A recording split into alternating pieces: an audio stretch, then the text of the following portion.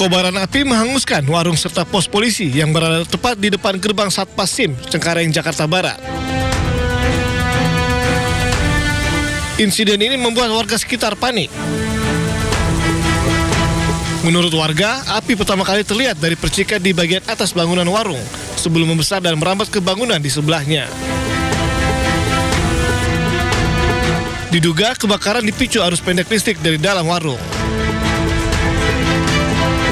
Ya, dari warung merembet? Warung baru merembet ke pos. Ke pos ya? Dari warung, konslet dari warung itu. Oh, warungnya itu kosong atau gimana Pak? Udah nggak dipakai atau gimana? Saya juga kurang tahu, kayaknya enggak, warungnya kalau siang aktif. Aktif? Cuman kalau malam memang kosong kan. Ini kan juga nggak 24 jam SIM kan. Itu aja sih. Kalau saya yakin konsetnya dari warung. Waktu itu sempat pernah. Api berhasil dipadamkan setelah petugas mengerahkan 8 armada ke lokasi. Tidak ada korban jiwa, namun kerugian ditaksir mencapai ratusan juta rupiah. Dari Jakarta, Rio Manik, iNews melaporkan.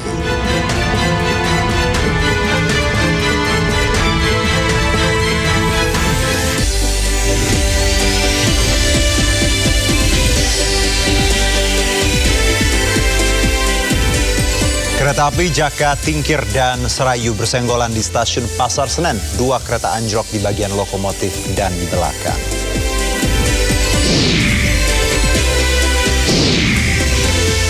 Selain 9 WNI, anggota parlemen Italia menceritakan detail penahanan setelah pasukan Israel mencegat armada global Sumut Flotilla yang menuju Gaza.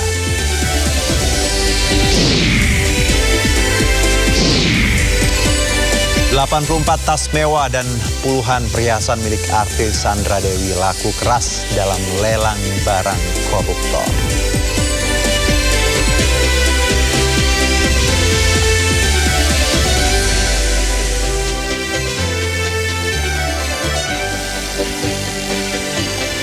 Ya, halo pemirsa, sadis itulah kata yang menggambarkan tindakan Zionis dalam memperlakukan para aktivis kapal flotilla.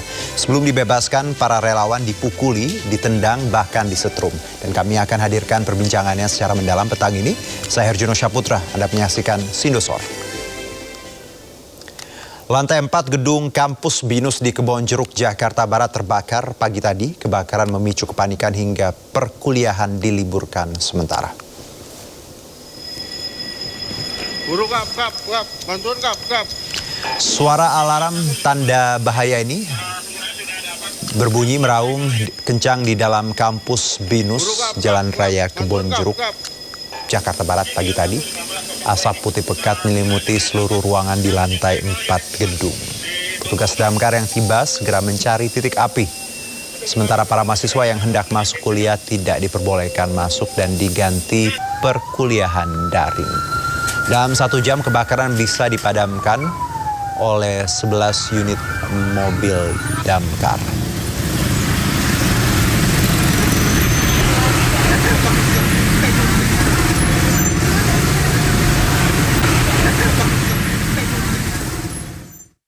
Sebuah rumah lantai 2 di Tambora, Jakarta Barat porak-poranda akibat ledakan yang diduga berasal dari tabung gas 5 kg pagi tadi. Satu penghuni rumah mengalami luka bakar dan dilarikan ke rumah sakit. Hancur melebur. Seperti inilah kondisi rumah 2 lantai usai ledakan gas di Jalan Tambora 2, Kelurahan Tambora, Jakarta Barat pagi tadi. Pintu pagar besi hancur dan seluruh isi di dalam rumah porak-poranda. Menurut tetangga, ledakan terdengar sangat keras dari dalam rumah. Diduga berasal dari tabung gas 5 kg karena saat kejadian penghuni rumah tengah memasak. Akibat peristiwa ini, 1 orang penghuni rumah berusia 70 tahun mengalami luka bakar dan dilarikan ke rumah sakit. Sementara 4 penghuni rumah lainnya selamat. Yang hancur apa? Yang ada di sini sih itu, pagar apa. Terus ada penghuninya nggak Pak? Penghuninya ada. Luka atau gimana Pak? Ada yang luka. Gongkong yang luka. Sekarang ada di rumah sakit. Hanya 1 orang? 1 orang. Aparat Polsek Tambora tengah meminta keterangan sejumlah saksi dan memasang garis polisi. Dari Jakarta, Miftahul Gani, iNews melaporkan. Sebuah motor terbakar tiba-tiba saat hendak mengisi BBM di SPBU Cikabon, Parung Panjang, Kabupaten Bogor, Jawa Barat. Kebakaran diduga akibat korsleting mesin.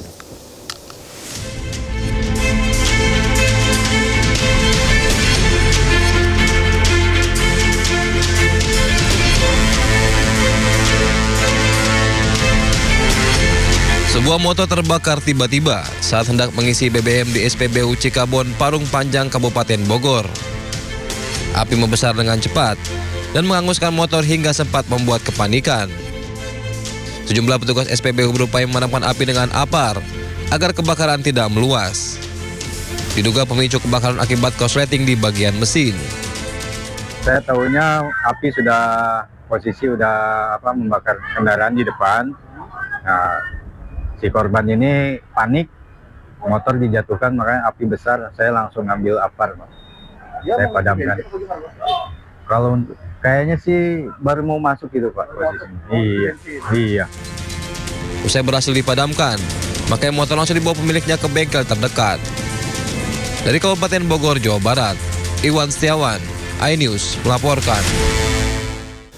Pemirsa, satu pohon angsana yang lapuk termakan usia tumbang dan menimpa kendaraan serta bengkel motor di Jalan Haji Saidi, Kebayoran Baru, Jakarta Selatan. Sejumlah petugas gabungan dari dinas terkait dikerahkan untuk mengevakuasi batang pohon tersebut.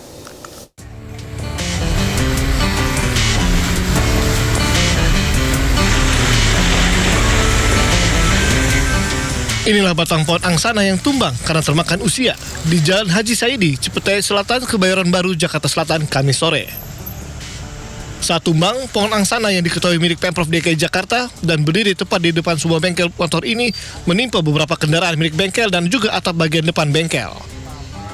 Tumbangnya batang pohon angsana ini ternyata merupakan kejadian yang ketiga kalinya. Jenis pohon apa, Bu, yang tumbang? Angsana. Pohon angsana. Ini udah ketiga kali. Udah ketiga kali. Ini terjadi ketiga kalinya. Dampaknya apa, Bu, dari pohon tumbang? Dampaknya ini kerusakan melalui kerugian owning, terus motor ada 3 unit di dalam Vespa, mobil juga kena juga. Tapi untungnya nggak ada korban jiwa sih. Tidak ada korban jiwa, namun untuk mengevakuasi batang pohon yang cukup besar ini, beberapa petugas gabungan dari dinas terkait dikerahkan ke lokasi. Akibat kejadian ini, bengkel motor ditaksir rugi ratusan juta rupiah. Dari Jakarta, Helmi Sajangbati, iNews melaporkan. Kereta api Jakatingkir dan Serayu bersenggolan di stasiun Pasar Senen, Jakarta Pusat pagi tadi. Insiden itu mengakibatkan 2 kereta anjlok di bagian lokomotif dan belakang. Insiden KRL anjlok di stasiun Pasar Senen terjadi pukul 8:10 pagi tadi. Berawal saat rangkaian kereta Jakatingkir baru selesai berdinas dari Solo Balapan, lalu menuju arah Kemayoran. Di waktu bersamaan, rangkaian kereta Serayu bersiap berdinas menuju Purwokerto, bergerak ke arah yang sama. Kedua rangkaian kemudian bersenggolan mengakibatkan 2 gerbong kereta paling belakang kereta Serayu anjlok dan lokomotif kereta Jakatingkir juga mengalami anjlok. Hingga saat ini proses evakuasi masih berlangsung. Akibat insiden ini, sejumlah perjalanan komuter lain rute Cikarang, Bekasi, Kampung Bandan terganggu. Ratusan penumpang menumpuk dan menunggu kereta 30 menit lebih di stasiun Pasar Senen.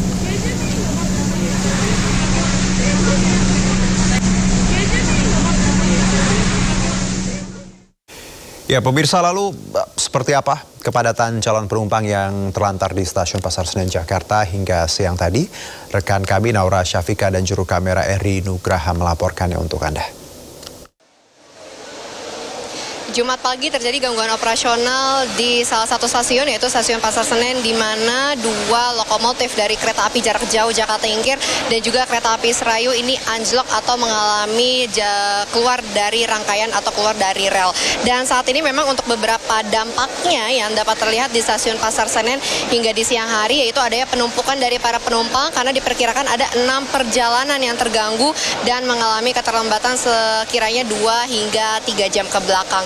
Dan saat ini beberapa penumpang ini sudah memilih untuk tetap bertahan menunggu untuk informasi selanjutnya, karena kalau dari manajer KAI Daob 1 Jakarta yaitu Frantoto Wibowo juga sudah menjelaskan bahwa sekiranya dari petugas KAI ini memperkirakan pada pukul 13:30 waktu Indonesia Barat akan segera selesai untuk evakuasi dan juga penanganan dari kereta anjlok yang mengakibatkan 6 perjalanan menjadi terlambat ataupun juga terancam untuk batal. Dan kalau kita lihat memang beberapa penumpang ini berbagai jurusan, kemudian juga dari pagi hingga di siang hari ini masih menunggu informasi. Namun tentunya dari petugas yang ada di stasiun Pasar Senen ini terus memberikan informasi sekiranya apakah dari rangkaian tersebut ataupun juga untuk perjalanan tersebut sudah bisa kembali beroperasi normal, dan juga dari para porter ini terus juga membantu para penumpang yang ada di sini. Dan memang kalau kita melihat ini bisa dibilang tumpukannya atau penumpukannya cukup padat. Tadi dari pintu kedatangan dan juga pintu keberangkatan ini penuh dengan para penumpang yang sudah datang membawa barangnya masing-masing dan juga masih menunggu informasi tersebut. Dan kalau dari informasi ataupun berita yang sudah disebar di beberapa ataupun juga yang sudah diinformasikan bahwa memang untuk kereta yang anjlok ini tidak membawa penumpang, melainkan kereta api jarak jauh yang sedang parkir dan bersiap untuk melakukan perjalanan. Namun adanya gangguan operasional tersebut ataupun juga anjloknya yang keluar dari rel ini maksud kami, sehingga menyebabkan perjalanan terganggu dan para penumpang harus menunggu informasi selanjutnya. Dan memang kalau misalnya kita melihat juga dari KAI Daob 1 Jakarta, ini juga sudah menyampaikan permintaan maaf kepada seluruh para penumpang atas keterlambatan dan juga gangguan ini yang menyebabkan para penumpang harus menunggu dan juga menumpuk di stasiun Pasar Senen. Dan kita doakan juga pastinya untuk masalah ini bisa selesai oleh para petugas KAI. Dari Jakarta, Naura Syafiqah, Eri Nugraha, iNews melaporkan.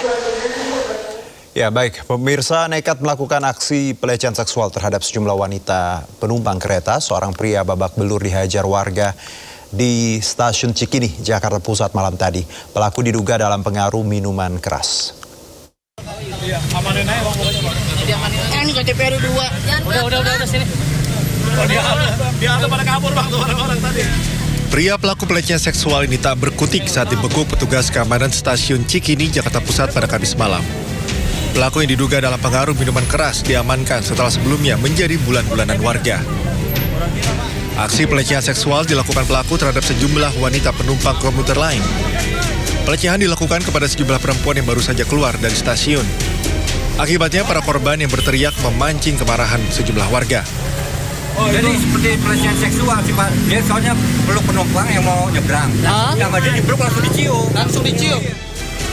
Untuk mempertanggungjawabkan perbuatannya, pelaku kemudian digelandang ke Polsek Menteng. Dari Jakarta, Reni Sanjaya, iNews melaporkan. Pemirsa selalu bijak saat membagi informasi di media sosial. Model sekaligus selebgram yang sengaja mengunggah informasi palsu atau hoax akhirnya berurusan dengan polisi dan diperiksa di Polda Metro Jaya. Diduga ia hanya iseng dan memanfaatkan isu begal yang tengah marak.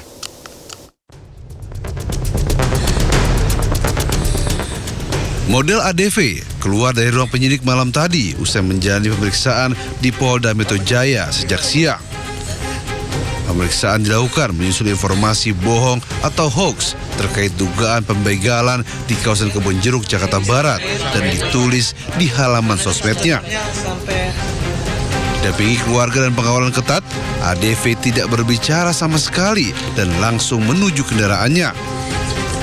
Sepanjang perjalanan menuruni tangga gedung pemeriksaan, ia hanya tertunduk berusaha menutupi wajahnya dengan tangan. Sementara itu polisi memastikan ADV bukan korban begal atau tindak kriminal lainnya. Karena dari beberapa berita viral yang ada di media sosial, setelah kami konfirmasi dan kami lakukan verifikasi, ternyata informasi tersebut tidak benar. Ternyata informasi tersebut hoax. Nah, sementara di sisi lain, dengan informasi yang sudah terunggah tersebut dapat menimbulkan keresahan di tengah-tengah masyarakat. Sebelumnya ADV diduga sempat memposting dirinya dibegal di pinggir tol Kebonjeruk. Sontak cerita viral, terlebih ia dilukai dengan senjata tajam, lalu dilarikan ke rumah sakit Sumber Waras. Namun saat polisi memeriksa rumah sakit, ternyata korban tidak pernah terdaftar di rumah sakit. Laporan polisi juga nihil. Yang lebih mengejutkan, setelah ditelusuri, aksi ADV hanya iseng dan memanfaatkan isu begal yang sedang ramai dibicarakan. Tim Liputan iNews melaporkan. Ya, waspada dalam memilih skincare pemirsa, karena bukannya menjadi cantik, Anda malah jadi korban kosmetik ilegal mengandung zat merkuri yang berbahaya. Sebuah gudang dan rumah produksi yang membuat skincare ilegal digerebek polisi di kawasan Cirebon, Jawa Barat. Seluruh produk dijual secara online hingga sulit dilacak.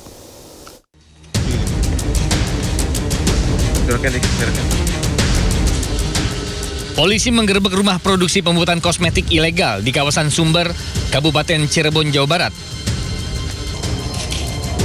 Penggerebekan berawal dari penangkapan 3 pelaku, R, SA, dan MAR, di lokasi pengiriman kosmetik ilegal. Dengan mengamankan 3 karung paket kosmetik siap edar. Polisi lalu mengembangkan kasus dan mengamankan pelaku NS. Seluruh pelaku mengaku belajar memproduksi kosmetik secara otodidak, belajar dari internet. Selain tanpa izin BPOM, kosmetik juga mengandung merkuri yang berbahaya bagi kesehatan kulit. Pelaku NS mengaku bisa meraup omset hingga 50 juta rupiah per bulan sejak tahun 2024. Sementara pelaku SA memperoleh omset 21 juta rupiah per bulan melalui penjualan online. Di Tipit Narkoba Barsim Polri telah menetapkan 2 orang tersangka, yakni Saudara NS dan Saudara SA, selaku pemilik usaha sekaligus distributor produk kosmetik tanpa izin edar dari BPOM dan mengandung bahan berbahaya jenis merkuri dengan merek Lavia, Viana, Heti, Low Glow, Low Skin, dan Friska. Hingga kini polisi masih mendalami jaringan distribusi lain yang terhubung dengan pelaku, serta peredaran kosmetik ilegal serupa di sejumlah daerah. Dari Jakarta, Helmi Sayengbati, iNews melaporkan. Ratusan pelajar diamankan Polsek Tambun Selatan, Bekasi, Jawa Barat. Polisi mendapatkan laporan bahwa pelajar tersebut hendak melakukan tawuran.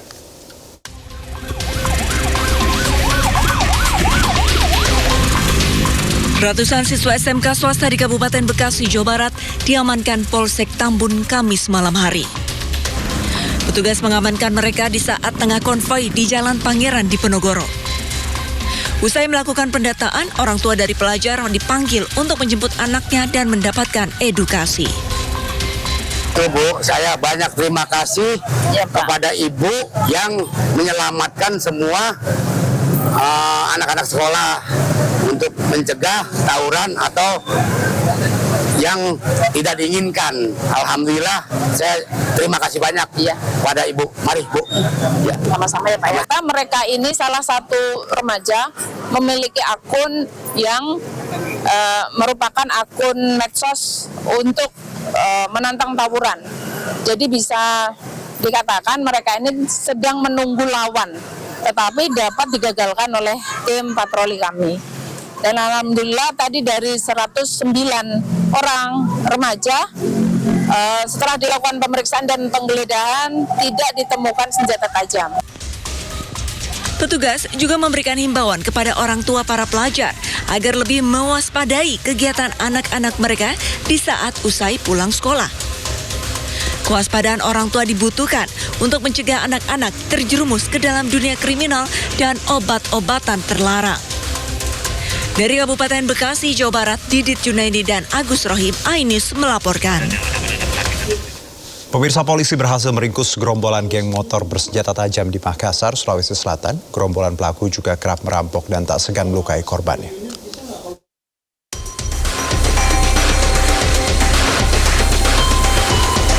Viral di media sosial, gerombolan geng motor mendebar teror dengan membentangkan busur panah di tengah jalan raya di wilayah Andi, Pangeran Petarani, Makassar. Gerombolan ini juga merupakan pelaku begal terhadap korban pemotor di Kecamatan Panakukang. Pelaku berhasil diringkus tim gabungan dari unit Jatanras Polrestabes Makassar serta unit Opsnal Polsek Panakukang tanpa perlawanan. Polisi juga menyita 3 unit ponsel milik korban pembegalan.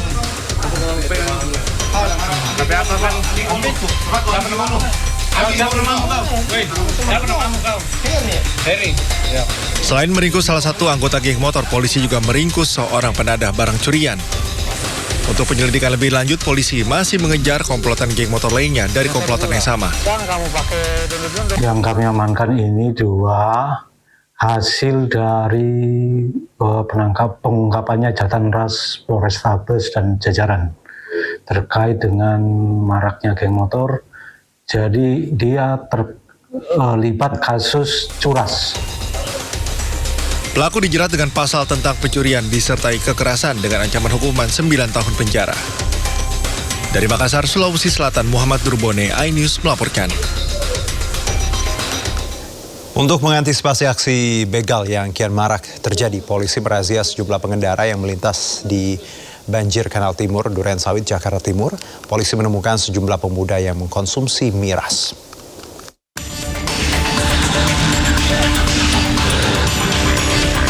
Satu persatu kendaraan yang melintas di ruas Banjir Kanal Timur, Durensawit, Jakarta Timur dihentikan polisi pada Jumat dini hari.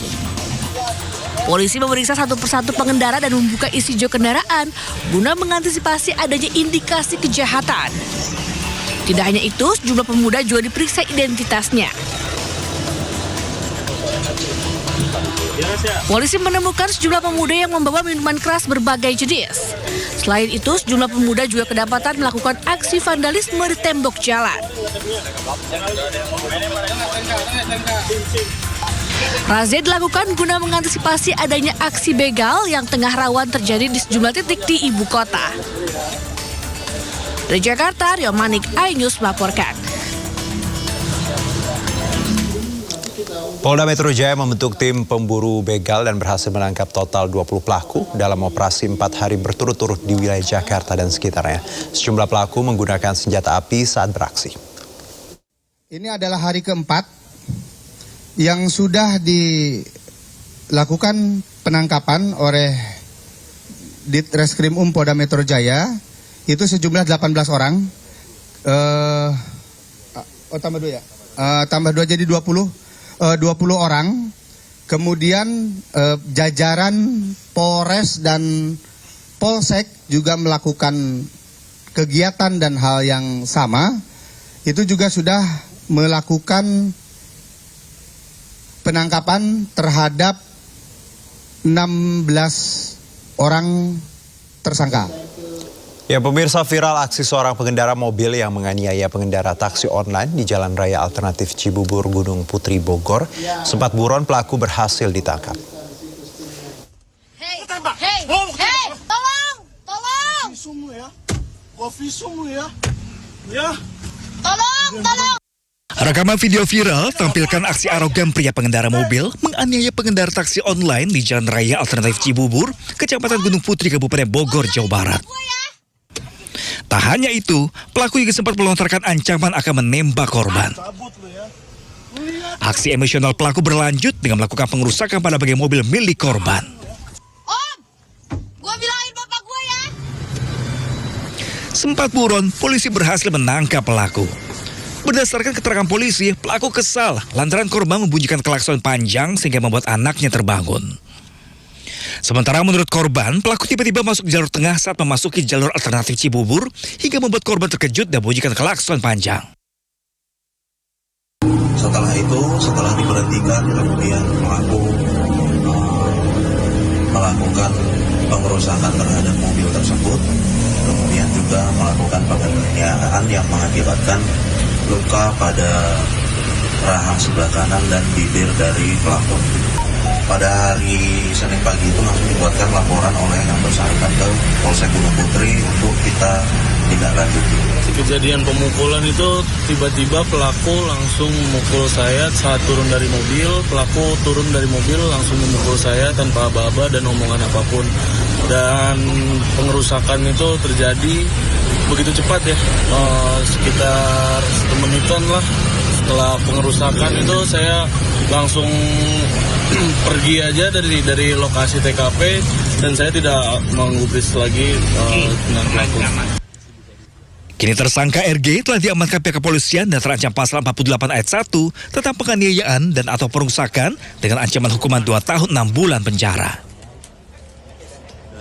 Dari Kabupaten Bogor, Jawa Barat, Cahit Supriyatna, iNews melaporkan. Pecah itu, Pak? Pemirsa, parkir sembarangan di tempat terlarang, ratusan sepeda motor digembosi petugas Dishub Kabupaten Bogor, Jawa Barat. Penertiban ini menuai protes juru parkir dan pemilik motor. Kapan ini mana? Ngomong ke pihak pengadilan, Pak. Pengendara motor ini protes ke petugas Dinas Perhubungan lantaran dilarang parkir di depan Gedung Pengadilan Negeri Cibinong, Jalan Bersih Tegar Beriman, Kabupaten Bogor. Maraknya parkir liar di jalan ini membuat Dinas Perhubungan menindak tegas dengan menggembosi ban motor yang parkir sembarangan di tempat terlarang. Gembos ban ini langsung menuai protes sejumlah pemilik motor.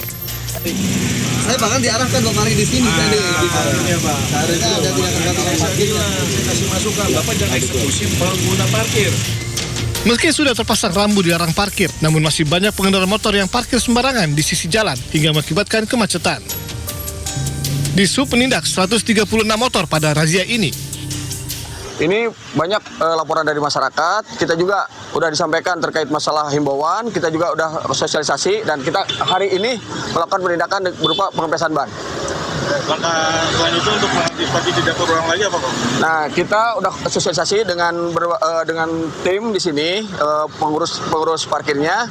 Jadi entar di kedepannya langsung ada parkir ada di masjid, di area masjid. Semuanya nggak ada nama parkir di area seputar jalan bersih. Jadi steril. Jika masih ditemukan parkir liar, petugas akan mengambil langkah tegas berupa penggembokan dan penderekan kendaraan dan juga akan disanksi tilang. Dari Bogor, Jawa Barat, Wildan Hidayat, iNews melaporkan. Aktivis Armada Global Sumut Flotilla yang dibebaskan Israel mengaku mendapatkan kekerasan fisik hingga diskriminatif rasial dari tentara Zionis Israel.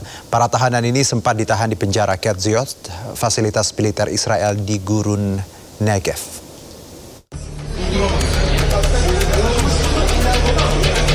Beginilah kondisi aktivis Armada Global Sumut Flotilla saat dibebaskan.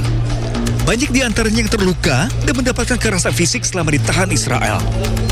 Kondisi penjara Ketziot yang penuh sesak membuat kondisi sejumlah tahanan pun memburuk. De las manos de una forma bastante violenta, nos tiraban al suelo, nos pegaban collejas, a algunos les pegaron puñetazos, a otra gente les arrastró y los tiró al suelo. Utilizar la violencia de una forma muy gratuita, pero con la finalidad de que no haya unas consecuencias graves para el propio Estado. Eso no quiere decir que en nuestros ojos veíamos esas ganas de matar-nos que tenien, la verdad. Tenien tancades unes 36 hores als camarots i bàsicament quan vam arribar doncs, unes imatges similars a les que ha publicat avui Ben Gvir amb la idea de buscar doncs, humiliar-nos, segurament escarmentar-nos i posar la por, que és un dels objectius de la repressió de qualsevol estat. Evidentíssimament també passava pel cap de que si nosaltres ens fèiem això... Tindakan Israel ini memicu reaksi keras dunia internasional. Mereka meminta Israel ditindak karena telah menculik 430 aktivis dan jurnalis lebih dari 40 negara di perairan internasional. Mereka juga menyoroti kekerasan yang diduga dialami para tahanan ini.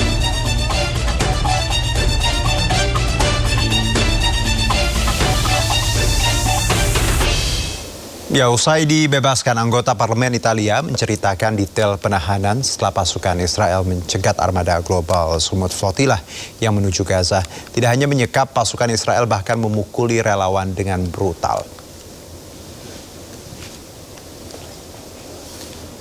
Seluruh delegasi global Sumut Flotilla berhasil dibebaskan. Salah satunya adalah anggota Dewan Perwakilan Italia Dario Carotenuto. Ia mengklaim bahwa ia dan anggota lain dari armada yang menuju Gaza mengalami pelecehan dan intimidasi selama penahanan setelah dicegat di laut saat tiba di Roma pada hari Kamis. Kekerasan terjadi setelah Israel mencegat Global Sumut Flotilla, sebuah konvoi sipil yang membawa bantuan kemanusiaan menuju Gaza. È orribile e non posso che pensare che a chi è ancora lì e che deve essere liberato immediatamente. Sono delle persone bravissime, sono straordinari, veramente. Si è parlato di torture, possiamo definire? Assolutamente, cioè, addirittura, guardi, le dico solamente perché so che poi bisogna essere brevi, c'è addirittura una panic room nella quale venivamo introdotti. 9 WNI peserta flotila yang ditahan Israel akhirnya dibebaskan dan saat ini seluruh WNI yang sempat ditangkap telah berada di Turki.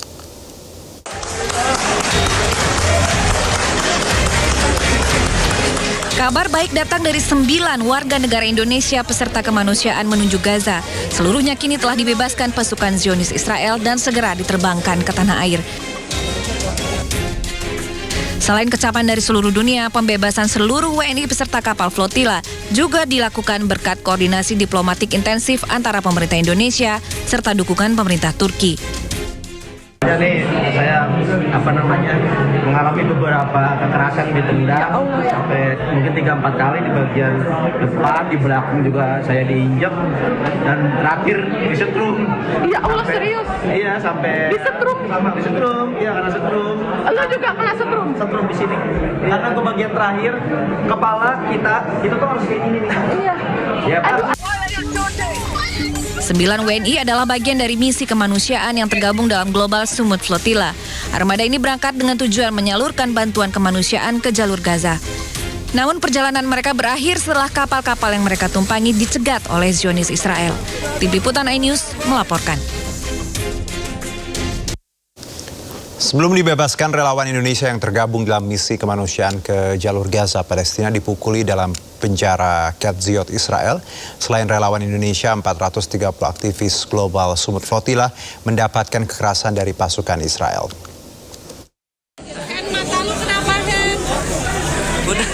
Beginilah kondisi aktivis dan jurnalis Indonesia setelah berhasil dibebaskan dari tahanan Israel. Beberapa di antara mereka alami kekerasan fisik. 9 warga Indonesia telah mendarat di Turki. Mereka akan berada di Turki untuk mengecek kesehatan. Bagi yang terluka akan mendapatkan penanganan sebelum kembali ke Indonesia. Salam teman-teman, alhamdulillah aman sampai di Istanbul tadi siang. Tadi siang sampai Istanbul aman, keadaan sehat, teman-teman lengkap 9 orang. Ada sayang sama Mas Ronggo. Alhamdulillah, makasih banyak. Berkat doa teman-teman juga. Iya. Alhamdulillah. Alhamdulillah, Masya Allah banget. Ngomong apa gitu? Udah, yang penting selamat, doanya aja, terima kasih semua doanya. Dan terus tetap suarakan Palestina. Siap. Meski mendapatkan sejumlah penganiayaan, namun aktivis dan jurnalis ini meminta untuk tetap berjuang atas kebebasan negara Palestina. Salah satu jurnalis Indonesia yang telah dibebaskan, Rahendro Herubowo, mengaku mendapatkan kekerasan fisik yang diterimanya selama ditahan oleh Zionis. Dan berikut cerita Hendro terkait tindakan yang didapatkannya selama ditahan Israel. Ya alhamdulillah sekarang kita lagi ini medical check up ya, tadi habis ambil darah terus kita mau konsultasi soalnya nih saya mengalami beberapa kekerasan ditendang sampai mungkin 3-4 kali di bagian depan, di belakang juga saya diinjak dan terakhir disetrum. Ya Allah, serius? Iya, sampai disetrum. Iya, karena setrum. Lo juga kena setrum? Setrum di sini. Karena ke bagian terakhir kepala kita itu tuh harus kayak gini nih. Iya. Ya, Pak, udah nggak kuat. Udah. Jangan aneh-aneh dulu, Andre. Udah nggak kuat. Jadi sekarang nih saya kalau batuk sakit sini ketarik, kalau angkat tangan tuh ketarik. Mudah-mudahan sih nggak ada apa-apa ya. Kita periksa di sini, kalau nanti di sini sekiranya harus ada pemeriksaan lanjutan ya kita di rumah sakit Indonesia lah. Siap. Harus semangat pejuang. Lagi. Masya Allah. Dunia mengecam tindakan Israel yang menahan ratusan aktivis dari kapal kemanusiaan Global Sumut Flotilla. Selain Malaysia, negara yang turut mengecam diantaranya Spanyol dan Italia.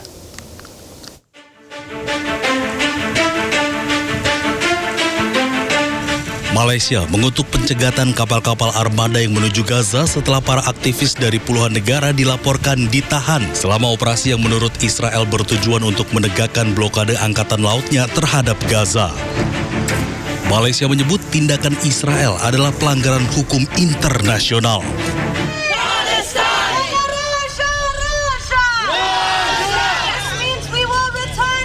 Puluhan pendukung pro-Palestina dan mantan aktivis Global Sumut Flotilla juga menggelar protes di depan Downing Street, menuntut pemerintah mengambil tindakan diplomatik untuk pembebasan warga negara Inggris yang ditahan oleh pasukan Israel. sentivano mi hanno colpito sulla schiena. Di luar gedung parlemen Italia di Roma, orang-orang berkumpul untuk protes terhadap penahanan para aktivis yang berada di atas kapal Global Summit Flotilla menuju Gaza oleh Angkatan Laut Israel. Kecaman juga disampaikan oleh anggota parlemen asal Spanyol Irene Montero yang marah besar dan meminta Uni Eropa langsung bertindak dan bebaskan warganya yang ditahan Israel.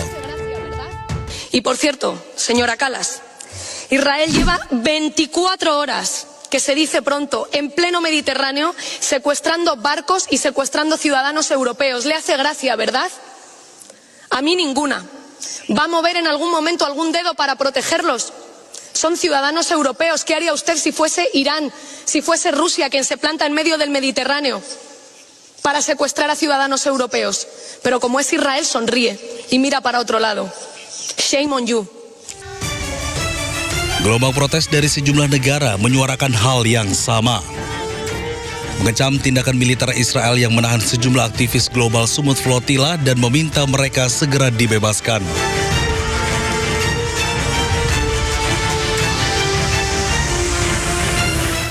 Ya, lalu seperti apa respon pihak keluarga mengetahui Rahendro sudah dibebaskan dan akan dipulangkan? Berikut laporan rekan Ismalia Meidasari.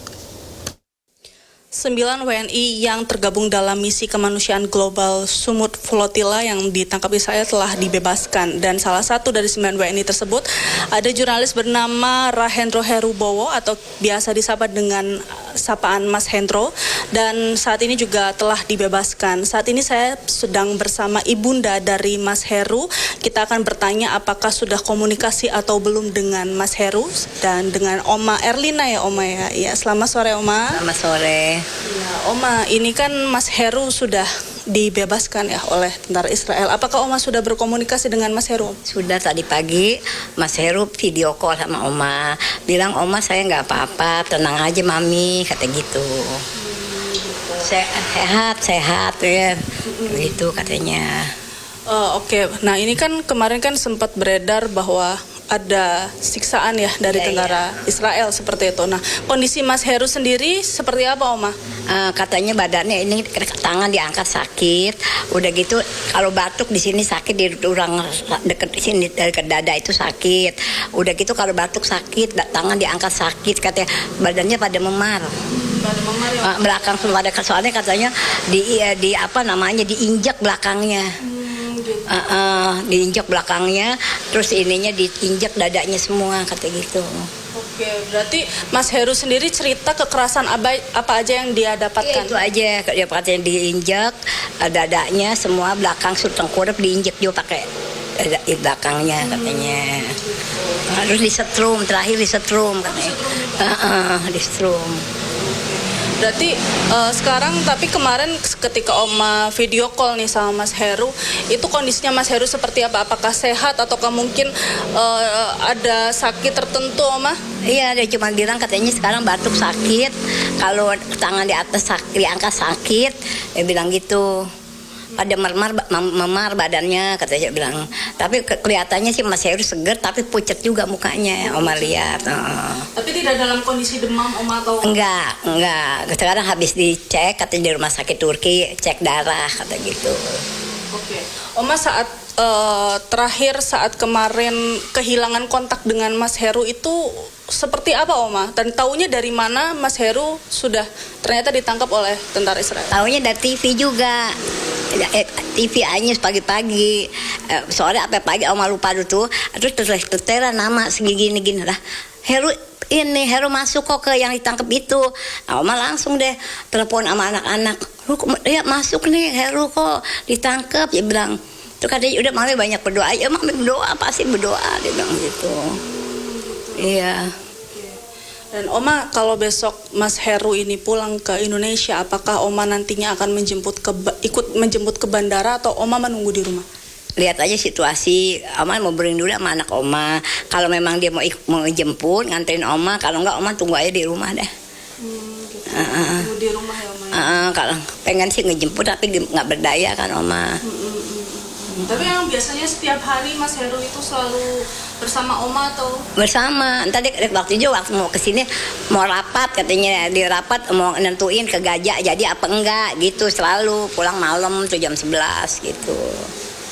Oma terakhir mungkin ada harapan kepada pemerintah Indonesia ini seperti apa? Pemerintah, Oma mengucapkan terima kasih aja, begitu cepat menanganinya, begitu cepat, begitu ya enggak ada.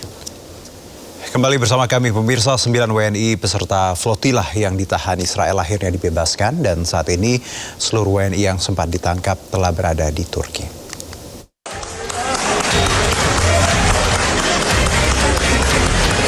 Kabar baik datang dari 9 warga negara Indonesia peserta kemanusiaan menuju Gaza. Seluruhnya kini telah dibebaskan pasukan Zionis Israel dan segera diterbangkan ke tanah air. Selain kecapan dari seluruh dunia, pembebasan seluruh WNI peserta kapal flotila juga dilakukan berkat koordinasi diplomatik intensif antara pemerintah Indonesia serta dukungan pemerintah Turki.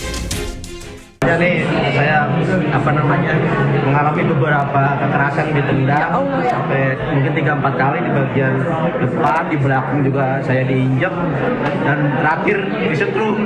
Ya Allah, serius? Iya, sampai disetrum. Iya, karena setrum. Lo juga kena setrum? Setrum di sini. Karena ke bagian terakhir kepala kita itu tuh harus kayak gini nih. Iya. Ya, Pak. 9 WNI adalah bagian dari misi kemanusiaan yang tergabung dalam Global Sumut Flotilla. Armada ini berangkat dengan tujuan menyalurkan bantuan kemanusiaan ke jalur Gaza. Namun perjalanan mereka berakhir setelah kapal-kapal yang mereka tumpangi dicegat oleh Zionis Israel. Tim Liputan iNews melaporkan. Ya, dan untuk mengetahui terkait pemulangan relawan Indonesia dari Turki sudah bergabung bersama kami melalui sambungan Zoom Diaspora Indonesia di Turki, Muhammad Arif Junaidi. Assalamualaikum, selamat sore Mas Arif. Selamat sore. Iya, dengan Juno, Mas Arif. Selamat sore Indonesia, selamat siang untuk waktu setempat. Ya, baik. Mas Arif, apa update terbaru dari lapangan yang Anda dapat di Turki tentang keadaan relawan, termasuk yang Indonesia katanya akan pulang, Mas Arif? Oke, untuk update terbaru, alhamdulillah tadi baru saja dapat update ya. Bahwasannya untuk luka-luka ataupun keadaan dari para relawan aktivis Indonesia, alhamdulillah tidak ada yang benar-benar terkena ataupun terluka parah. Jadi mungkin sebagian dari aktivis negara lain ada yang sampai patah tulang, mungkin ada yang harus dilarikan ke rumah sakit segera. Tapi untuk Indonesia alhamdulillah mungkin ada yang memar-memar, mungkin ada yang yang bekas tonjokan ataupun bekas mungkin pegal-pegal seperti itulah. Jadi untuk update-nya lagi, untuk sementara ini kita lagi belum bisa akses nih karena mereka lagi ditahan di bandara, di hotel dekat Bandara Istanbul, dan insya Allah sekitar jam 1 ataupun jam 2 waktu setempat sekarang itu akan kita pindahkan ke hotel di pusat kota seperti itu, sesuai arahan dari KBRI dan KJRI. Oke, jadi saat ini mereka masih ada di hotel di bandara ya Mas Arif ya? Nanti akan pindah lagi hotel di kota sesuai KBRI. Nah, dari Mas Arif sendiri sudah ada komunikasi dengan relawan atau ya baru dapat informasi aja, sudah bertemu langsung Mas Arif belum ya? Untuk bertemu langsung, jadi karena kemarin itu kita merupakan sebuah tim ya, jadi ada tim yang kita koordinasi di luar terminal VIP karena mungkin ada beberapa diaspora Indonesia juga yang datang dan kebetulan aku yang di bagian di luar. Jadi untuk bertemu langsung belum, tapi insya Allah nanti ketika mereka telah sampai di hotel mereka yang di pusat kota, insya Allah kita akan bersilaturahmi sekalian kita menanyakan kabar bagaimana keadaan mereka dan mungkin mereka butuh bantuan mungkin dari medis ataupun mungkin seperti itu bisa kita bantu provide. Baik, tadi Mas Arif menggambarkan bahwa kondisi mereka tadi walaupun tidak luka parah ya seperti relawan lain, negara lainnya. Yang Mas Arif dengar juga ada patah tulang ya Mas, yang lain ya, negara lain ya? Iya betul, betul. Kalau untuk negara lain, untuk spesifiknya saya sendiri kurang tahu ya, tapi kemarin ada yang langsung diangkut oleh ambulans seperti jadi. Untuk Indonesia alhamdulillah lah, ataupun masih luka-luka ringan bisa dikatakan seperti itu. Mas Arif, dari informasi yang kita dapat ini kan relawan waktu ditahan katanya mereka tadi dipukul, ditendang, juga disetrum. Mas Arif mendengar itu di lapangan bahwa mereka juga perlakuannya seperti itu? Mas Arif? Halo, tes. Ya. Iya, suaranya putus. Bisa diulang, Kak? Baik, Mas Arief, informasi yang kita dapatkan yang di media bahwa relawan ini kan tidak hanya dipukul ya, tapi tadi ditendang, disiksa, plus disetrum juga. Ada informasi terkait itu, Mas Arief?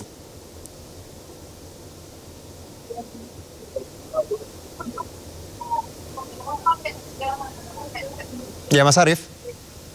Halo, tes. Bisa diulangi, Kak? Mohon maaf, jaringannya, Kak. Baik, Mas Arief. Kalau kita dapatkan di lapangan bahwa teman-teman relawan disiksa seperti itu, sampai juga ada yang disetrum katanya Mas Arief ya. Betul seperti itu Mas Arief dari pengakuannya?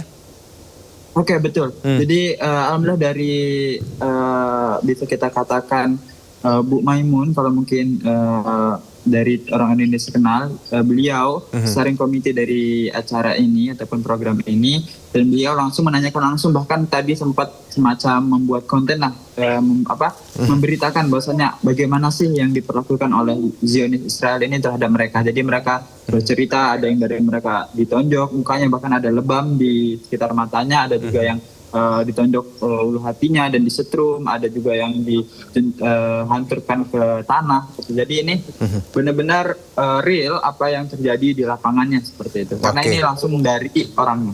Baik, Mas Arief, ini kan nanti rencananya para relawan akan dipindahkan ke hotel di tengah kota seperti itu. Agenda selanjutnya apa, Mas Arief, dari KBRI sendiri?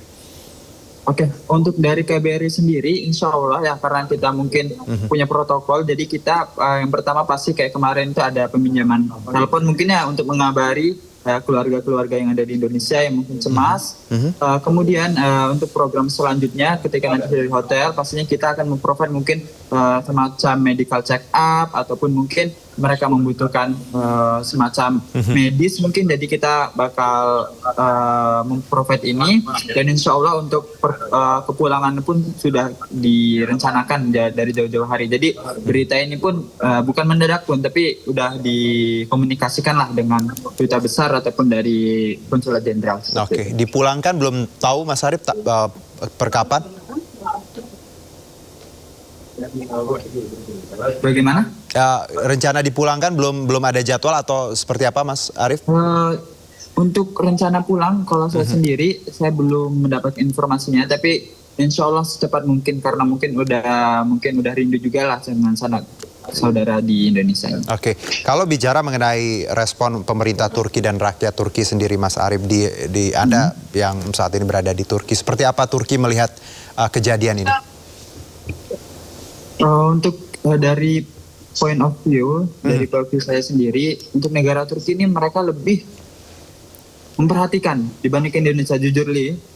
Karena kebetulan aku juga sering dan follow ataupun mengikuti akun-akun seperti komunitas kemanusiaan ataupun organisasi yang membela Palestina seperti ini. Aku jujur lebih berasa gitu kehilangannya mereka ketika keluarga negaraan atau ketika warga negara mereka ada yang diculik, dibandingkan dengan Indonesia yang mungkin kurang diperhatikan ya. Seperti itu. Apa yang Mas Arief rasakan pemerintah Indonesia? Ya, apa Mas Arief? Perbedaannya apa yang Anda rasakan dibandingkan negara kita? Oke, kalau untuk yang saya rasakan, ya kurang peduli lah dengan warga negaranya gitu. Jadi kalau di Turki sendiri itu ya mungkin karena mereka juga mayoritas Islam juga dan banyak sekali lah yang support Palestina, ya mereka sampai turun ke lapangan, bahkan mereka media-media mereka bahkan banyak anak muda yang juga bantu share info bahwasanya ada penahanan gitu. Jadi kalau untuk di Indonesia ya mungkin sebagaimana yang pemirsa tahu, jadi ya kurang disorot lah gitu. Jadi ya itulah diplomasi Indonesia harus berbenah ke depannya, itu sih yang diharapkan bagi Indonesia. Diplomasi Indonesia harus berbenah. Well, masukan yang baik ya, karena ini tidak hanya dirasakan Mas Arief ya, yang di Turki, mungkin publik juga kemarin juga agak melihatnya respon kita yang kurang cepat, kurang tanggap seperti itu ya Mas Arief. Tapi semoga ada perbaikan. Satu Mas Arief, mungkin kalau kita lihat bahwa Turki selalu jadi gerbang ya, ketika ada ditangkap lalu jadi deportasi seperti itu dikembalikan lewat Turki. Anda sendiri yang sebagai PPI Turki sendiri, ketika melihat kejadian ini, apa yang ingin Anda sampaikan kepada publik untuk mereka yang tidak mengerti konflik, bahwa ya Palestina dengan segala kekurangannya, bahwa kita tidak bisa, banyak yang kita bisa bantu. Apa yang ingin Anda sampaikan kepada publik agar mereka paham bahwa kemerdekaan Palestina itu penting?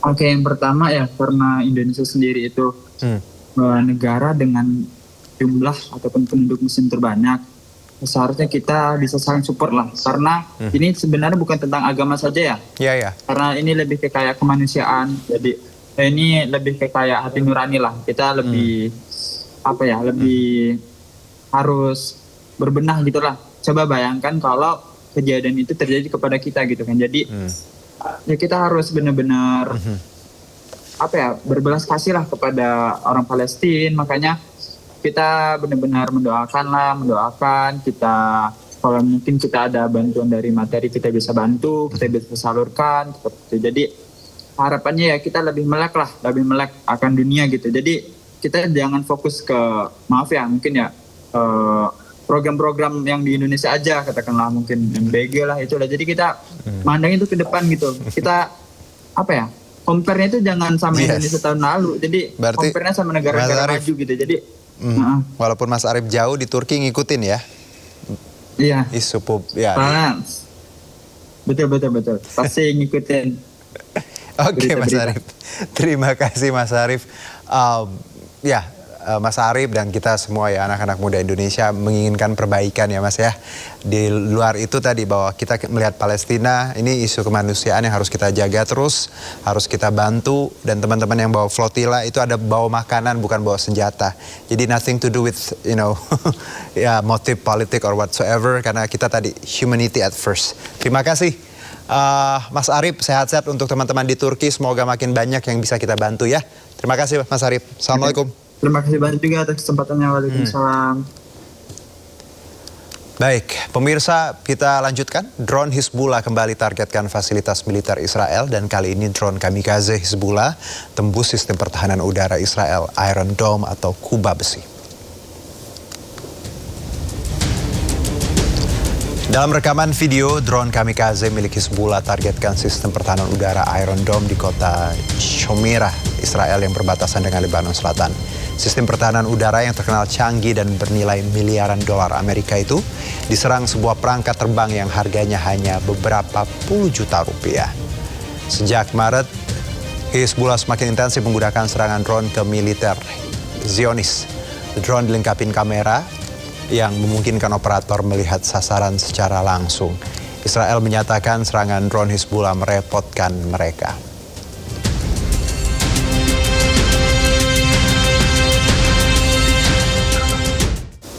Militer Israel mengklaim telah hancurkan perangkat pengawas milik Hizbullah. Perangkat tersebut diduga untuk memantau pasukan Israel. Pasukan Pertahanan Israel atau IDF merilis rekaman serangan terhadap perangkat pengawas milik Hizbullah. Israel mengklaim alat tersebut digunakan untuk memantau pergerakan tentara Israel. Mereka juga menuduh Hizbullah memanfaatkan area warga sipil untuk kepentingan militer. Selain itu, IDF juga mengklaim telah menewaskan seorang anggota Hizbullah. Korban disebut beroperasi dalam gudang penyimpanan senjata milik Hizbullah. Ledakan susulan pun terjadi pasca serangan gudang tersebut.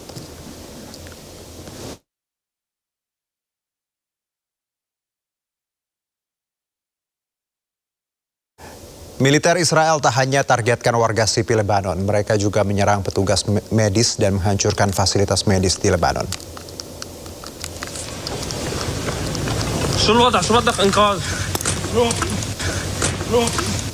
Sejumlah ambulans dikerahkan setelah sebuah layanan medis Islamic Health Society di kota Al-Haniye, Lebanon Selatan hancur digempur serangan udara militer Israel. Petugas mencari para korban di antara runtuhan.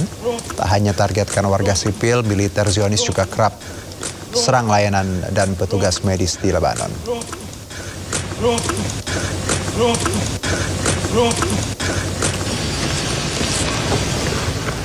Akibat serangan di layanan medis Islamic Health Society, 4 petugas medis dilaporkan tewas. Kementerian Kesehatan Lebanon melaporkan korban meninggal akibat serangan Israel di Lebanon mencapai lebih dari 2.000 orang. termasuk diantaranya petugas medis yang jumlahnya mencapai lebih dari 100 orang.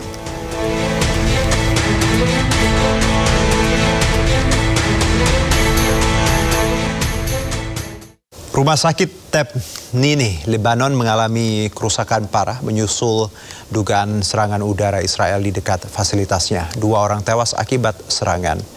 Kaca rumah sakit Teb 9 Lebanon pecah dan berserakan. Rekaman yang dirilis Kementerian Kesehatan Lebanon menunjukkan perabotan hancur. Staf medis dan pengunjung bahkan tidak ada di tempat. Serangan Israel di dekat rumah sakit Teb 9 menewaskan 2 orang dan 1 terluka. Pusat Operasi Darurat Kesehatan di Kementerian Kesehatan Masyarakat Lebanon menyebutkan serangan Israel telah menewaskan 3.089 orang. Tentara Israel belum memberikan keterangan serangan ini.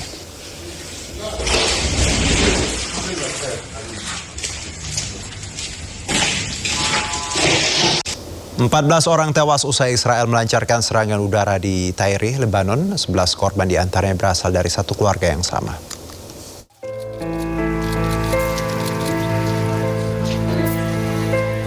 Warga kota Derkanun di Tyre memberikan penghormatan terakhir kepada sebuah keluarga yang tewas dalam dugaan serangan udara Zionis Israel. Para wanita menaburkan mawar di atas ambulans yang membawa jenazah selama prosesi pemakaman sebelum para korban dimakamkan. Foto-foto anggota keluarga yang meninggal juga terlihat diletakkan di atas peti mati selama upacara tersebut. Menurut laporan, 14 orang tewas dan 3 lainnya luka-luka dengan 11 korban berasal dari keluarga yang sama. مجزرة رهيبة مثل ما كنتم شايفين. هلا عنا 8 شهداء رح ندفنهم نفس العائلة. أطفال ونساء. العدو بيقولوا إنه هذه بنية تحتية. لا في بنية تحتية، هي الأطفال معقول يحطوا بنية تحتية تحت عند أطفال ونسوان وأولاد. فالعدو معود على الشغلة. بده يعمل مجزرة. ونحن بقول مثل ما أقول بشر الصابرين. Tim penyelamat terus melakukan operasi pencarian orang hilang di bawah reruntuhan. Sementara tentara Israel belum memberikan komentar terkait serangan ini.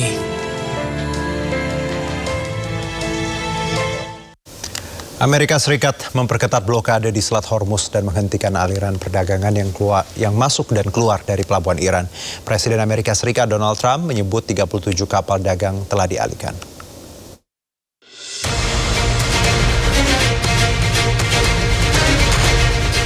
Presiden Amerika Serikat Donald Trump menyatakan militer Amerika Serikat telah mengalihkan 37 kapal komersial menuju Iran.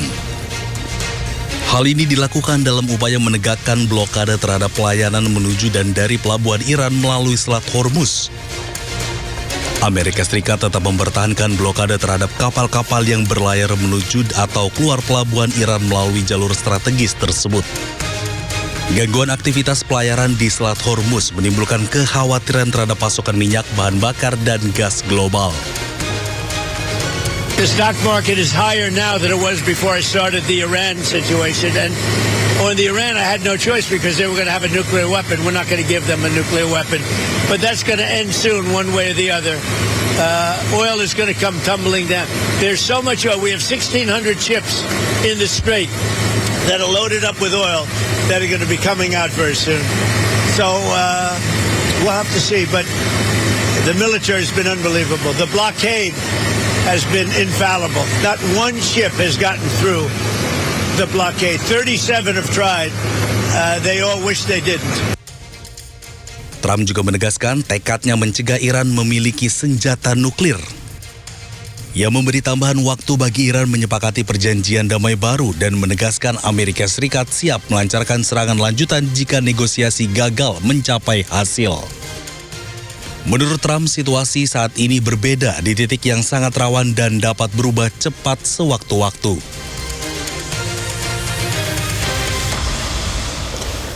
Iran siap apabila harus berperang maupun bernegosiasi dengan Amerika Serikat. Iran telah memperoleh banyak pengalaman militer selama konflik terakhir dengan Amerika Serikat dan Israel.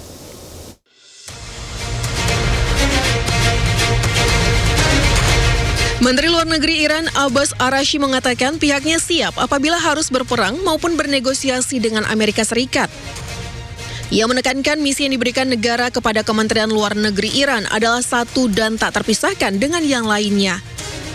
Arashi mengatakan bila negaranya mengharuskannya melakukan negosiasi dengan AS, maka pihaknya segera mempersiapkannya.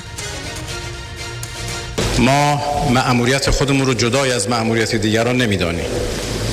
هر جا لازم باشه بجنگیم میجنگیم، هر جا لازم باشه مذاکره کنیم مذاکره میکنیم. مأموریتی هست که نظام به هر یک از ما داده، ما هم مأموریتمون در این مسیر هست. کاملا هم در هماهنگی با مجموعه نظام، مجموعه اهداف نظام. اگر لازم باشه منافع نظام اقتضا بکنه که در میدان دیپلماسی، در میدان گفتگو، در میدان مذاکره حاضر بشیم، حاضر خواهیم شد با قوت، به همون قوتی که نیروهای مسلح در عرصه دفاع از کشور حاضر میشن. Sebelumnya, Arashi memperingatkan Amerika Serikat bahwa Teheran akan memberikan respon yang lebih mengejutkan jika perang kembali pecah. Arashi mengatakan Iran telah memperoleh banyak pengalaman militer selama konflik terakhir dengan AS dan Israel.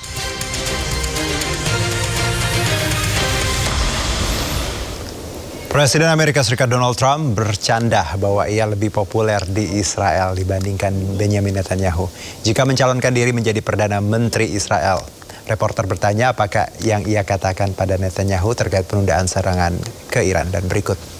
It's fine, he'll do whatever I want him to do. He's very good man. He'll do whatever I want him to do, and he's a great guy. To me, he's a great guy. Don't forget, he was a wartime prime minister, and he's not treated right in Israel, in my opinion. I'm right now at 99% in Israel. I could run for prime minister, so maybe after I do this, I'll go to Israel, run for prime minister. I had a poll this morning, I'm 99%, so that's good. But no, he's a wartime prime minister. I just don't think they treat him well. Mr. President, what do you think of Spencer I think they have a president over there that treats him very poorly. Amerika Serikat dilaporkan menunda serangan terhadap Iran karena adanya pelaksanaan haji. Jika diluncurkan, serangan tersebut hanya akan memicu krisis di negara-negara kawasan.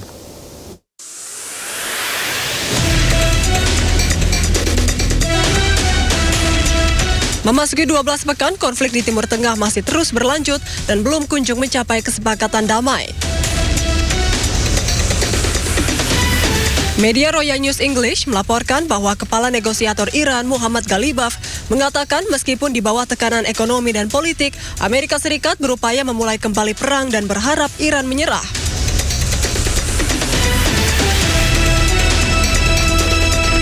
Meski begitu, Amerika Serikat dilaporkan menunda serangan terhadap Iran karena adanya pelaksanaan haji.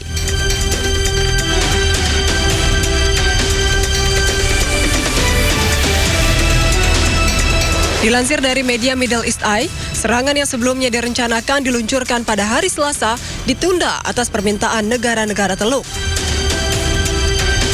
Presiden AS Donald Trump diberitahu oleh para pejabatnya bahwa menyerang Iran selama ibadah haji hanya akan memicu krisis di negara-negara kawasan dan dapat menyebabkan ratusan ribu bahkan jutaan jemaah haji terlantar. Tindakan tersebut juga akan semakin merusak reputasi AS di negara-negara Muslim.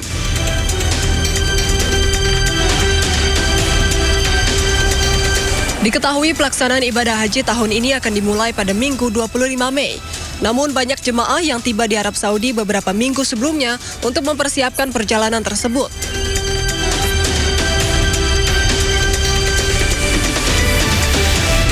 Hingga kini, belum diketahui apakah serangan akan berlanjut dalam beberapa pekan mendatang setelah musim haji berakhir.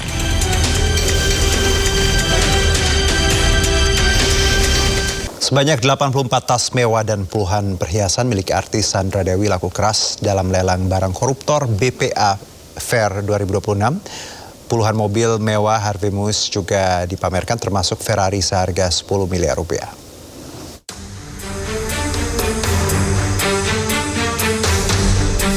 Inilah deretan 84 tas mewah milik artis Sandra Dewi yang dilelang di BPA Fair 2026. Tas mewah merek Chanel, Hermès, Dior hingga Balenciaga dilelang dengan satuan maupun paket seharga limit mulai 20 juta hingga 100 juta rupiah per unit. Seluruhnya sudah laku terjual.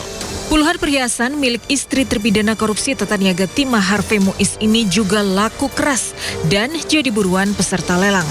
Artis Dewi Rezer bahkan mengaku kehabisan tas Sandra Dewi karena baru datang di hari terakhir lelang. Gimana mau beli Mas? Orang kasih udah tutup, udah habis semua. Selain tas mewah Sandra Dewi yang laris manis, moge Harley Davidson milik Harvey Muiz juga menjadi primadona memicu persaingan ketat antar peserta lelang. Persentase tadi kita lihat Harley Davidson itu persentasenya sampai 900%, sehingga itu menjadi capaian tertinggi dan kami lihat juga peserta lelangnya paling banyak. Kejaksaan Agung juga memamerkan puluhan mobil mewah Harvey Muiz, diantaranya Ferrari seharga 10 miliar dan 6,5 miliar rupiah. Namun untuk mobil belum dilelang karena kini masih dalam masa penilaian. Selain tas, perhiasan, dan mobil, juga terdapat aset unik seperti kursi Fir'aun yang ditawarkan seharga 43 juta rupiah. BPA Fair 2026 melelang 308 unit aset koruptor dan meraup dana 997 miliar rupiah atau naik 481% dari tahun lalu. Jumlah peserta lelang mencapai 1.700 orang. Tim Liputan iNews melaporkan.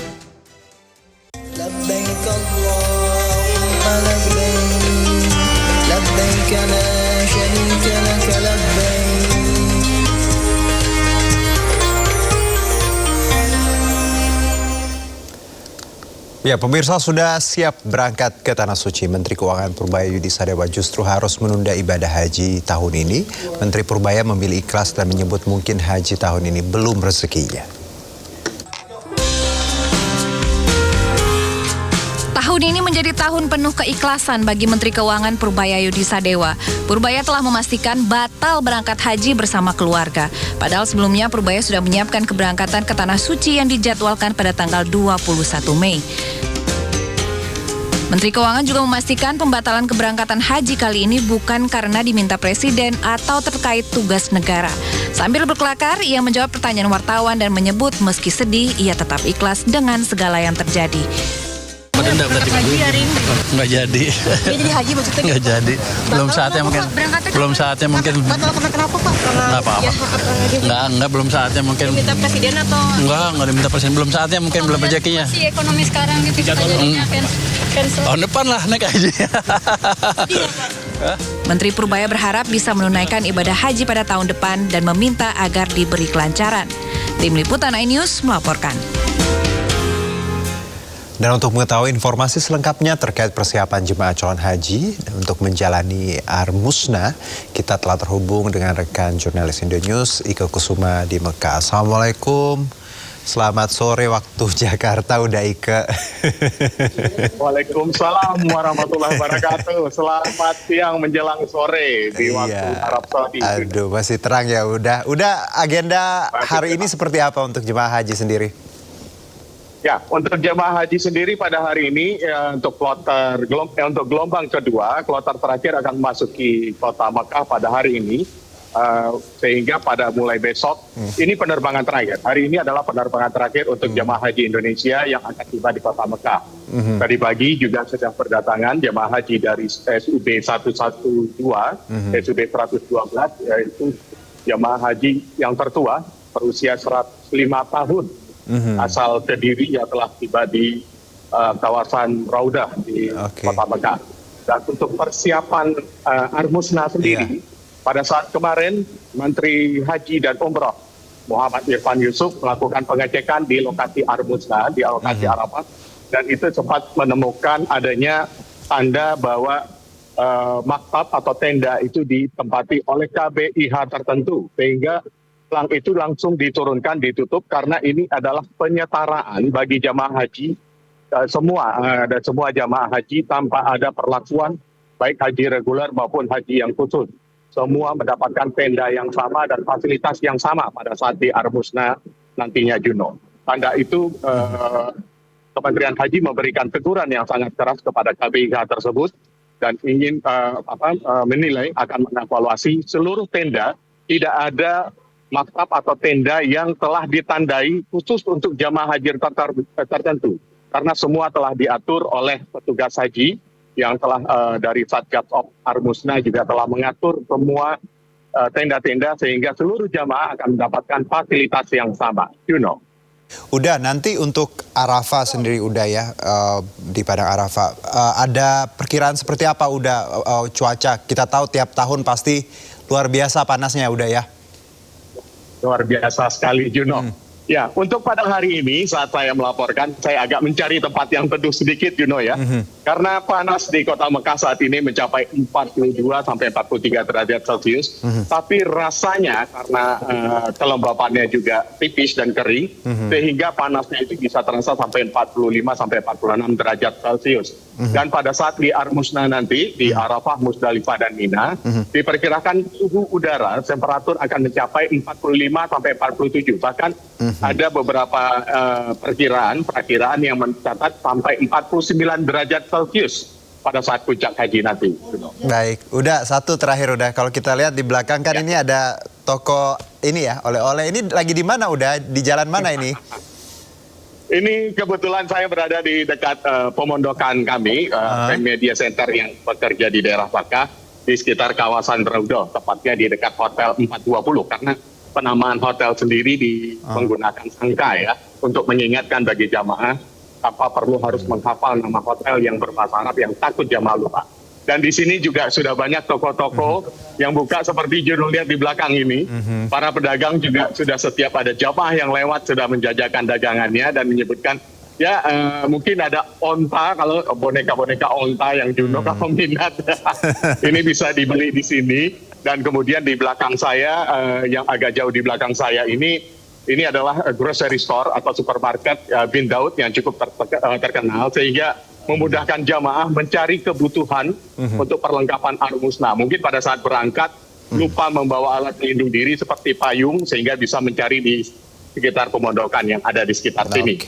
Baik, Udaike Kusuma, terima kasih untuk bincang-bincangnya. Sehat-sehat, lancar-lancar ya Uday ya, untuk semuanya, sama Mbak Eti juga di sana. Yuk, terima kasih udah. Amin. Assalamualaikum. Terima kasih. Ya.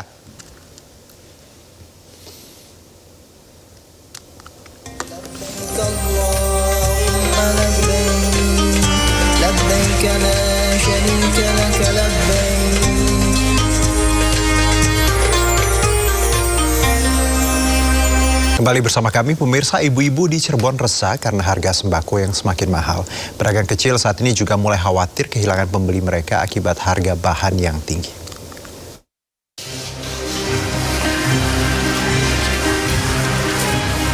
Makin hari ibu-ibu semakin resah dengan harga-harga kebutuhan pokok yang melambung tinggi. Tidak hanya daging sapi, harga sayur mayur di Pasar Induk Cirebon, Jawa Barat juga terus melambung. Kenaikan paling tinggi terjadi pada cabai rawit merah yang kembali dijual Rp80.000 per kilogram setelah sebelumnya sempat turun di harga Rp60.000 per kilogram. Kenaikan harga sayur diikuti kenaikan harga minyak kita yang makin sulit didapat dalam satu pekan terakhir. Kenaikan harga sembako juga dikeluhkan pedagang warung makan kaki lima maupun pedagang kecil rumahan. Selain dihadapkan dengan pengeluaran ekstra, mereka juga dibenturkan dengan pilihan harus mengurangi porsi atau menaikkan harga dagangan. Yang naik tuh bawang merah, cabai setan, terus ayam, rawit hijau juga naik, iya 15.000, yang naik semua. Pedagang berharap pemerintah segera bertindak menekan kenaikan harga sembako di pasaran agar tidak mengancam keberadaan usaha kecil mereka. Dari Cirebon, Jawa Barat, Mahardika, iNews melaporkan. Kementerian Perdagangan tengah menyiapkan aturan teknis turunan dari peraturan pemerintah mengenai tata kelola ekspor komoditas sumber daya alam. Regulasi ini ditargetkan rampung dalam waktu dekat guna mendukung implementasi kebijakan tata kelola ekspor baru pemerintah. Kementerian Perdagangan tengah menyiapkan aturan teknis turunan dari peraturan pemerintah mengenai tata kelola ekspor komoditas sumber daya alam melalui Danantara Sumber Daya Indonesia atau BUMN Ekspor. Aturan teknis tersebut akan dituangkan dalam bentuk peraturan Menteri Perdagangan. Regulasi ini ditargetkan rampung dalam waktu dekat guna mendukung implementasi kebijakan tata kelola ekspor baru pemerintah. Dalam keterangannya, Menteri Perdagangan Budi Santoso mengatakan Permendak tersebut akan mengatur tata niaga ekspor untuk 3 komoditas utama, yakni kelapa sawit, batu bara, dan paduan besi. Selain mengatur mekanisme ekspor, pemerintah juga tengah menyiapkan skema baru terkait kewajiban pemenuhan kebutuhan dalam negeri atau domestic market obligation, khususnya untuk komoditas sawit. Nantinya kewajiban DMO tidak lagi dibebankan langsung kepada pelaku usaha, melainkan akan dialihkan kepada Danantara sebagai eksportir pengganti. Kebijakan ini menjadi bagian dari upaya pemerintah memperkuat peran Danantara Sumber Daya Indonesia dalam tata kelola ekspor komoditas sumber daya alam nasional.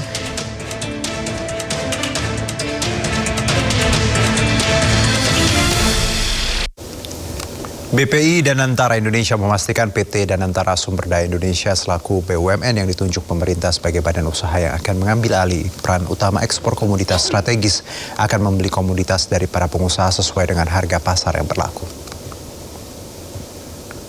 Menurut Managing Director Stakeholders Management and Communication Danantara Indonesia Rohana Hafaz, untuk sementara PT DSI akan mulai melakukan pembelian 3 komoditas utama yakni batu bara, CPO dan ferroalloy dan dijual di pasar internasional mulai 1 Januari 2027. Rohan menyebut selama ini sudah ada harga acuan untuk ketiga komoditas tersebut. Komoditas saat ini apalagi batu bara, sawit itu sudah ada bursanya secara internasional. Harga CPO udah ada, harga minyak mentah udah ada, Brent atau apa gitu ya. Jadi ini juga akan mengacu ke situ.